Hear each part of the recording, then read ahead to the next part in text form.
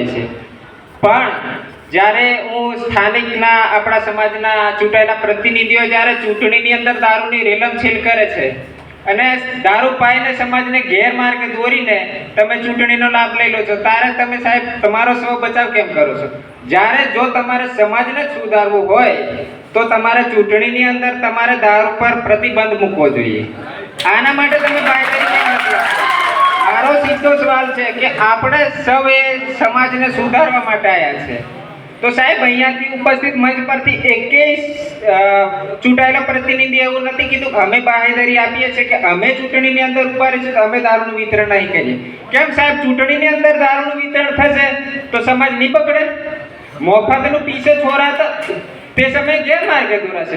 જ્યારે ડીજેની વાત આવી, હું ડીજેનો વિરોધ નથી કરતો, સમાજે જે નિર્ણય કર્યો એ સ્વાભાવિક છે, બરોબર છે। જ્યારે ડીજેની વાત આવી 51,000ની દંડ કરી, કેમ કે ડીજે વધારાનો વાગે, અશ્લીલ ગીતો વાગવાથી સમાજ ગેરમાર્ગે દોરાય છે।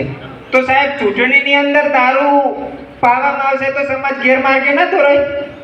આના માટે તમે ડીજે માટે 51,000ની જોગવાઈ કરી છે, તો ચૂંટણીની અંદર કોઈ બી પ્રતિનિધિ કોઈ બી ચૂંટણીની અંદર દારૂ વિતરણ કરતો પકડાશે તેના માટે 10 લાખની જોગવાઈ કરો સાહેબ। આના